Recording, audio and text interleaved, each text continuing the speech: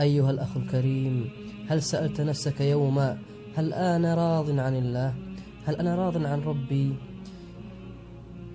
قال الثوري رحمه الله: وكان جالسا عند رابعة فقال: اللهم ارض عنا.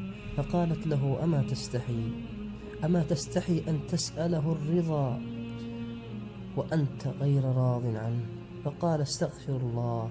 ثم قال لها جعفر بن سليمان: متى يكون العبد راضيا عن الله؟ فقالت: إذا كان سروره بالمصيبة مثل سروره بالنعمة.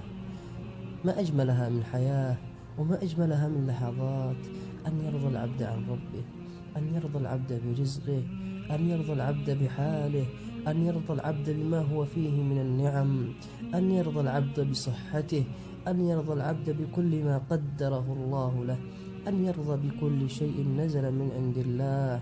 إن كان خيرا حمد الله، وإن كان شرا صبر حتى ينال الأجر من الله. الرضا عن الله هو الطريق الموصل ليرضى الله عنا. ارضى عن الله في كل أحوالك، ارضى عن الله في كل أنفاسك، ارضى عن الله في كل المصائب التي تحل بك، فما أنزلها إلا ليغفر ذنبك أو يخفف عنك من الذنوب. ما أجملها من حياة، الحياة التي يتخللها الرضا عن الله سبحانه وتعالى هي أفضل حياة.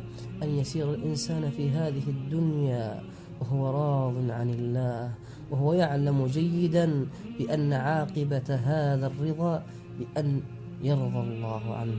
أيها الأخ المبارك، عش حياتك وأنت راض عن ربك حتى يرضى الله عنك.